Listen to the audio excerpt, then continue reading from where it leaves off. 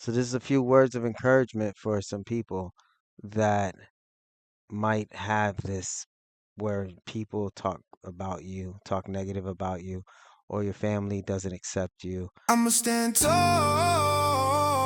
I'ma walk all roads less traveled, paths so narrow.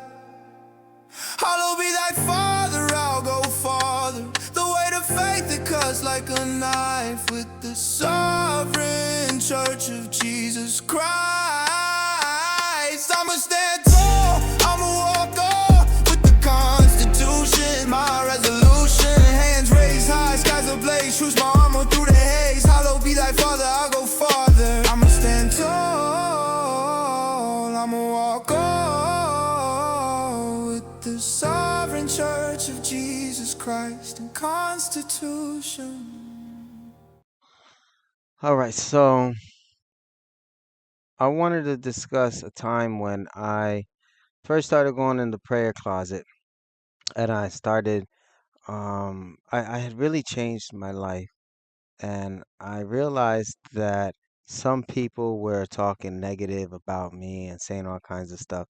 I was working in the hospital, and a lady by the name of Christina and she was a manager in the environmental, and she ended up um, talking to one of the guys that I used to talk to, and he was a Jamaican guy, dark skin, and he knew that I was always going to church and trying to be a better person. And I was really young. I was like 19. And he actually um came up to me and he goes, "Hey, yo, watch out. I think some people got it out for you." Because Christina came up to me and said, "Oh, watch out for him. He's digging a hole for himself." And he said, "How? You don't even know that guy." And she said, "Oh, well, I know that his managers are looking at him and they're saying that he's talking too much to you." And he was like, "We barely talk. We only pass by each other and we talk for like 2 or 3 minutes, the same as anyone else." So that shows me that the hospital is being discriminatory. And you guys are being that way because maybe he's a Christian or because maybe you just don't like him. Like, what's the problem? So the lady was like, "I'm just letting you know." And he came and told me about that. Well, I was like, okay, whatever. I didn't really think about it until like maybe I went to the prayer closet and it really dawned on my conscience that some people didn't like me because I was being, I guess, a Christian person and I was talking about God or something. And so it really like it bothered me in the beginning. And something inside me internally was telling me just forgive her, forget about it. So this is a few words of encouragement for some people that might have this where people talk about you, talk negative about you, or your family doesn't accept you. On top of that, I suffered that too, where your family doesn't accept you or they don't believe you and things that you talk about.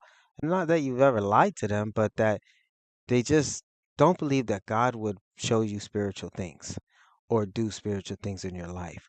Or they will try to subject you to say you're doing drugs or something. Or they will try to say that you are on drugs or whatever the case may be. The prophet is never accepted in his own home or his own land, just like Jesus. So in my prayer closet, I was telling God that I'll forgive her, okay? And that I'm not going to worry too much about it. So I remember saying, like, I'm going to tell her I forgive you if I ever see her, and no, I'm not going to be so blatant. So let me just say, God bless you. And that's what I said to God in my prayer. Well, the whole purpose in telling you about this is because it's encouragement. It actually gets you to realize that those that do evil to you, let them, because eventually they're going to suffer their own wrath, their own wrath. The fact that they are doing things sinful in nature is going to get the best of them. Okay? And if you've ever been conned or you made a mistake in life, just forget about it. But God bless them. Because it does say that those that have done you wrong, they will be accursed on their own. Not that God has to curse anyone. They're condemned already. So let them be condemned. Um, so what happened is I was walking one day. I remember I think I came out of the cafeteria or something. And it was like lunch, like 12:30, 1 o'clock. And I used to clock out at 3:30. So what happened is I'm walking out the hospital on Cole Ave and in Orlando Regional. So as I'm walking out, I see this lady. I didn't recognize her, but then I realized it was a this blonde lady. And she was walking and turned to walk my direction. And I looked up and I seen her and I was like, "Hey, God bless you." And she was like, and didn't know what to say. She was so stuck. And I just kept going. And I forgot all about it. Well, 3 days later, after that happened, after I said God bless you, my buddy calls me and he says, "Hey, you're not gonna believe what happened." I said, "What happened?" He goes, "I was emptying the garbage downstairs and he goes, the trash chute. So I was about to pull the bin and replace it." He goes, "And as I'm about to pull, I hear Christina." And I'm like, "That sound close. That sounds like her radio." And I hear Christina. And he's like, "I'm not gonna go nowhere. I'm gonna wait." So he's standing there. He said he was trying to be quiet and just wait. And he said, so he looks around the corner and he hears it coming from the closet. It was like a storage closet. And he's like, "Why would her radio be there?" That's kind of what made him stay there. And the guy that was my friend that told me that. And he was like, I stood there because I figured that maybe her radio was there by an accident or she left it. And I was just trying to see what happened. And he was like, so I started hearing an echo. And I'm like, "What do you mean an echo?" He goes, "Like somebody was on the radio." And he was like, and then when he said, and I was looking and I hear the person go, "Christina." He said, "When I look, it's the president of the hospital." And he turned the corner and he was like, and when he turned the corner, he went back in the room and was standing by the wall waiting. He was like, "If he comes this way, I'm just gonna go and act like I was pulling the thing, the bin, the trash bin, pulling the trash bin." And he was like, so the guy kept calling her and he kept hearing it. And as he heard it, he was walking closer and closer and kept saying it. And it got to the point that he stopped saying it and he just walked the rest of the way. And he opened the closet. Before he opened the closet, he said her name one more time and confirmed that it was coming from that closet. When he opened the closet, he said he came out and he was looking like he came out like he was working with the bin, and he comes out with the trash bin, and he looks, and the guy goes, "What are you doing, both of you?"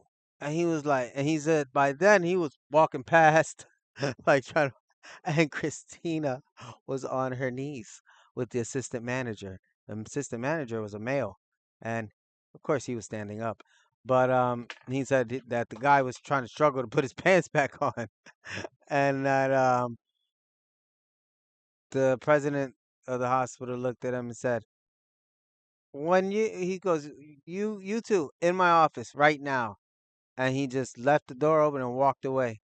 And he said that he was still walking. And as he walked, he had walked past, and the president didn't say nothing. He was just like crazy, like what's wrong with people? And then that's when he said he knew what was happening because of what he had seen. So he was continued to walk towards the edge, like you walk and you take a left, and then you got to go all the way down that hallway, and you could take another left, or you can go straight. He said that he had parked his bin when they went into the room. He had parked his bin and then walked right back to the office to eavesdrop. He said he heard the president of the hospital tell the two managers that they have an opportunity to resign or he's going to get them blacklisted from working in any hospital. And so that day, those people resigned that day. And point of the matter is, um, when people talk negative about you and you're actually trying to follow Christ and you're actually doing what you're supposed to do as a person that's trying to be a better person than most people, let them talk. Okay, let them say what they say. Okay, because the fact is this: the vengeance is the Lord's. Let God deal with it the way that He wishes to deal with it. Okay, I'm not the pastor of this channel. I'm the legalist. Knowing that we all have a fight on our hands because people are stomping on your constitutional rights and they don't care about your human rights, your inherent human rights. We're here to put an end to that and let them talk how they want to talk, say what they want to say, because they're going to fall subject to their own condemnation. Okay? With that said, God bless you. Be safe. I'ma stand tall, I'ma walk all roads less traveled, paths are narrow.